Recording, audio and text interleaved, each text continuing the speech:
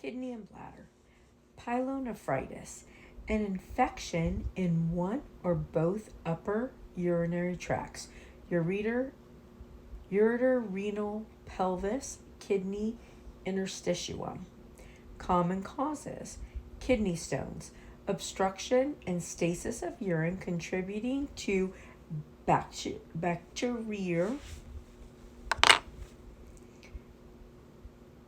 bacteriuria, and hydronephrosis, irritation of the epithelial lining with entrapment of bacteria. Vesicoureteral reflux, chronic reflux of urine up the ureter and into kidney during micturition, contributing to bacterial infection. Pregnancy, dilation and relaxation of ureter with hydroureter and hydronephrosis, partly caused by obstruction from the enlarged uterus and partly from uteral relaxation caused by higher progesterone levels. Neurogenic bladder, neurologic impairment interfering with normal bladder contraction with residual urine and ascending infection. Instrumentation, introduction of organisms into urethra and bladder by catheters and endoscopes introduced into the urinary tract for diagnosis. Female sexual trauma, movement of organisms from urethra into bladder with infection and retrograde spread to kidneys.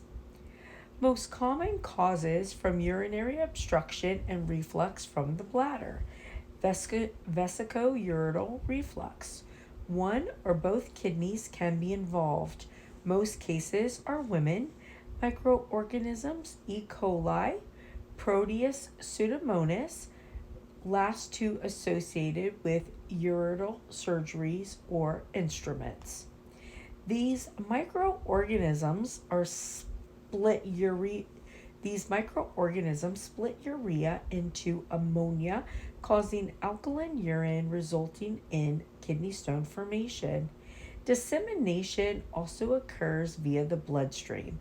Inflammatory process involves the pelvis, calyces, medulla of the kidneys. WBC infiltrate, causing inflammation, edema, and purulent urine. In severe infections, localized abscesses form in the medulla and extend into the cortex, affecting primarily the tubules. Glomeruli are usually spared, and necrosis of renal papillae can develop. After the acute phase, healing occurs with fibrosis and atrophy of affected tubules. The number of bacteria decreases until the urine becomes sterile again. Clinical manifestations: acute with fever, chills, flank or groin pain, urinary frequency, dysuria, costiovertebral tenderness, older adults malaise, and low grade fever. Evaluation and treatment: to differentiate between cystitis and pyelonephritis is with urine culture. Urinalysis, clinical signs and symptoms: WBC casts in the renal tubules and flushed into urine indicate pyelonephritis. However, they are not always present. Complicated pyelonephritis requires blood cultures and urinary tract imaging. Uncomplicated acute usually responds to treatment in 2 to 3 weeks of microorganism specific antibiotics. Follow-up cultures at 4 weeks. Antibiotic resistant organism or reinfection may occur in cases of urinary tract obstruction or reflux. Intravenous pylorography and voiding cyst urography to identify surgically correctable lesions. Chronic pyelonephritis. Persistent or recurrent infections leading to scarring. One or both kidneys may be involved. Specific cause might be idiopathic or associated with chronic UTIs, vesicoureteral reflux, or kidney stone obstructive uropathy. Other causes include drug toxicity from analgesics, NSAIDs, ischemia, irradiation, immune complex diseases. Pathology. Obstruction prevents elimination of bacteria and starts inflammatory progression. There is destruction to the tubules and diffuse scarring with impaired urine concentration ability. The lesions are termed chronic interstitial nephritis because the inflammation and fibrosis are in the interstitial spaces between tubules. Clinical manifestations. Early symptoms of chronic pyelonephritis are often minimal and may include hypertension, urinary frequency, dysuria, flank pain. Progression can lead to kidney failure, particularly in the presence of obstructive uropathy or diabetes. Raina, please stop licking me, honey. Stop. You're licking off my lotion and you're noisy when you lick. Sorry. Evaluation and treatment. Urinalysis, intravenous pylography, and ultrasound are used to diagnose. Treatment is related to the underlying cause. Obstruction must be relieved. Antibiotics may be given with prolonged antibiotic therapy for recurrent infection.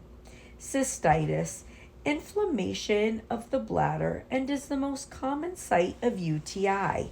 3 different types. Mild cystitis shows a hyperemic red mucosa. Hemorrhagic cystitis shows diffuse mucosal hemorrhages and occurs with more advanced inflammation. Suppurative cystitis shows mucosal pus formation or suppurative exudates.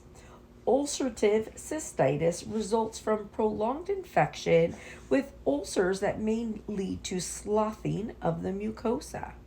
Gangrenous cystitis is necrosis of the bladder wall and occurs with the most severe infections. Pathophysiology. E. coli is the most common organism. Second most common is Staphylococcus saprophyticus. Less common are Klebsiella, Proteus, Pseudomonas, fungi, viruses, parasites to the tuberculous bacilli. Schistosomiasis is the most common parasite globally and is associated with bladder cancer. Bacterial contamination of normal urine due to retrograde movement of GI gram-negative bacilli into the urethra and bladder at the opening. The organisms then can move into the kidney and bind to receptors on the uroepithelium. Due to this, they are not flushed during normal urination. They can also bind to latex catheters. Genetically, some women are more prone to binding. Infection initiates an inflammatory response and results in the symptoms of cystitis. The bladder wall stimulates activation of stretch receptors, causing a fullness with small volumes of urine, producing urgency feelings. Clinical manifestations related to inflammatory response, including frequency, urgency, dysuria, suprapubic and low back pain, hematuria, cloudy urine, and flank pain are more serious symptoms. Evaluation: urine culture with counts greater than 10,000 in freshly voided urine, dipstick urine checks for leukocyte esterase, and nitrate for uncomplicated UTIs. Risk factors for urinary obstruction, culture, and antibiotic sensitivity to microspecific antibiotics. Uncomplicated is 3 to 7 days of antibiotic. Complicated 7 to 14 days. Relapsing within 7 to 10 days requires prolonged antibiotic use. Follow up urine cultures 1 week after treatment, beginning, and monthly intervals times 3 months. Clinical symptoms may be relieved, but bacteremia may still be present. Kidney, renal tumors, usually in men, 3 times between 50 to 60 years. Renal cell carcinoma, adenocarcinoma. Risk factors: cigarette smoking, obesity, uncontrolled hypertension, with surgical resection, 5-year survival rate about 93% for stage 1 encapsulated cancer. Pathophysiology: classified according to subtypes and extent of metastasis. Clear cell RCC is the most common renal neoplasm, 85%. Occurs in the renal cortex. The types are papillary, chromophobe, and occur in the tubules. Better success rates are found when the tumor is confined in the renal capsule and together with treatment. Tumors occur unilaterally. Renal cell carcinoma is rare and arises in the renal parenchyma and renal pelvis. Renal adenomas, benign, are uncommon but increasing in number. These are also encapsulated near the cortex of the kidney, generally surgically removed. Clinical manifestation: the classical signs are hematuria, dull and aching flank pain, palpable flank mass, weight loss. These symptoms occur in fewer than 10% of cases and represent an advanced stage of the disease. Earlier stages are usually painless hematuria. 25% of RCC appear with metastasis. The most common distant sites are lungs, lymph nodes, liver, bone, thyroid gland, and central nervous system.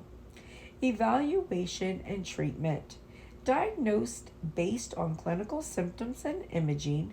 The tumor node metastasis classification is used to stage. Treatment includes surgical removal of affected kidney, radical nephrectomy, or partial for smaller tumors combined with chemotherapy. Radiofrequency ablation used for early stages or when surgery is not an option. Metastasis is treated with immunotherapy and targeted molecular therapies, and survival is determined based on tumor grade, cell type, and extent of metastasis. Bladder tumors, most common in men over 60 years of age. Smoking and exposure to occupational chemicals are the most common factors. Transitional cell urothelial carcinoma is the most common bladder malignancy, and tumors are usually superficial. Less common forms are squamous cell and adenocarcinoma.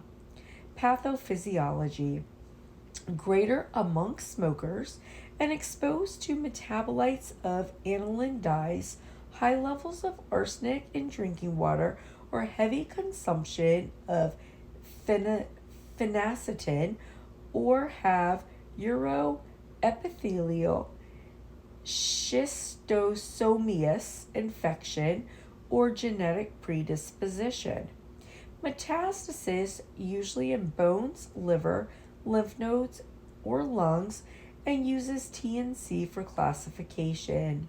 Secondary cancer develops by invasion of cancer from bordering organs such as cervical or prostate.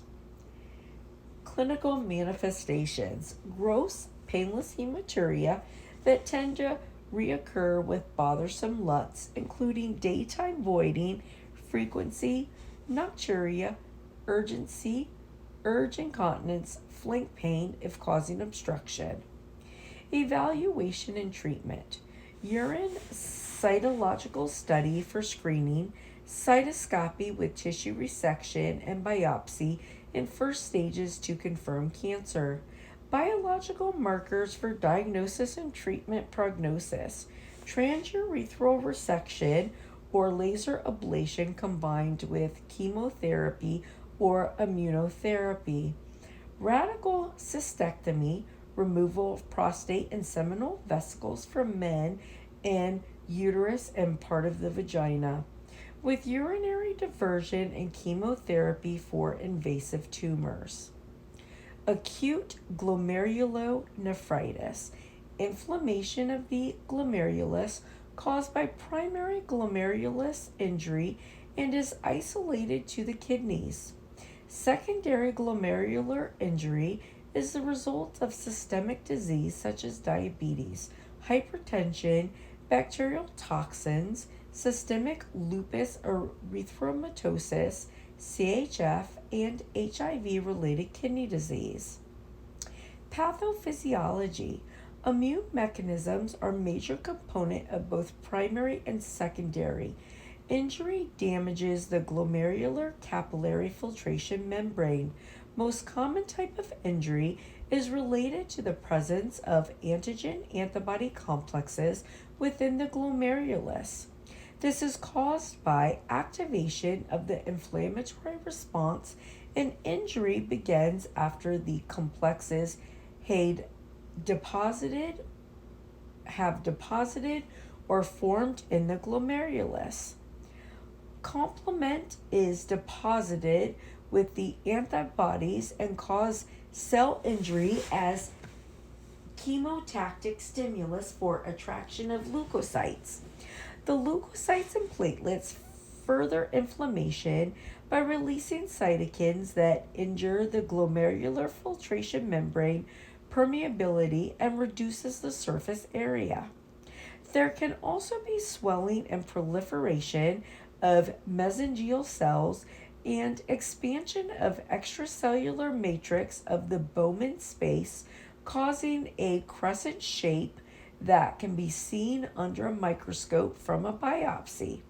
This crescent shape compresses capillaries, decreased blood flow, hypoxia injury, decreased hydrostatic pressure, alterations in the filtration membrane, and decreased GFR. The severity is damage is related to duration of exposure to the antigen antibody, exposure, and the size, number, and location or diffuse of cells injured, and lesion characteristics.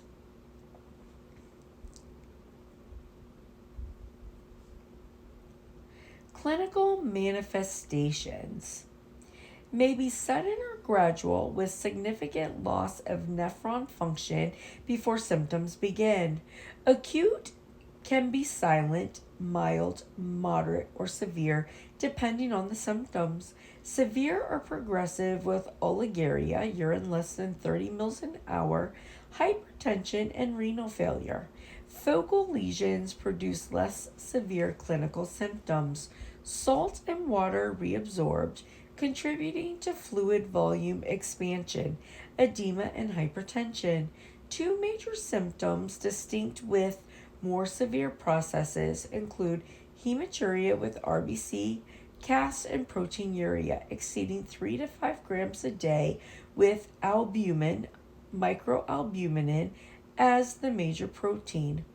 Different types of acute glomerulonephritis may be associated with different patterns of sediment, presence of various cells, casts, crystals, and microbes, and nephrotic or nephritic syndrome. Evaluation and treatment. Confirmed by progressive development of lab findings and clinical manifestations, there is abnormal urinalysis for proteinuria, RBS, WBC, and cast in urine. Biopsy under microscope to determine injury and type of lesion. They can be crescent shaped or patterns of deposition along the membrane have been established using light electron and immunofluorescent. These findings show information with distribution and extent of immune response injury and guide therapy. Reduces GFR is seen by elevated plasma urea, cystatin C, and creatinine concentrations. Reduced creatine clearance, edema caused by excessive sodium and water retention and or loss of plasma protein, and may require diuretics or dialysis. Management is treating primary disease, preventing or minimizing immune responses, and correcting accompanying problems including edema, hypertension, hypoalbuminemia, and hyperlipidemia. Specific treatments depending on the type: antibiotics for underlying infections, corticosteroids, decrease antibody synthesis and suppress inflammatory responses. Cytotoxic agents, cyclophosphamide, used to suppress the immune response in corticosteroid resistant cases. Anticoagulants control fibrin crescent formation. Types of glomerulonephritis lesions: diffuse, relatively uniform involvement of most all glomeruli, most common form; focal, changes in only some glomeruli, whereas others are normal; segmental, local changes in one part of glomerulus with other parts affected. Lesion characteristics: mesangial, deposits of immunoglobulins in mesangial matrix, mesangial cell proliferation, membranous, thickening of the glomerular capillary proliferation, proliferative, increased number of glomerular cells, sclerotic, glomerular scarring from previous glomerular injury. Crescentic, accumulation of proliferating cells with Bowman space, making crescent appearance, scarring between glomerulus and tubules.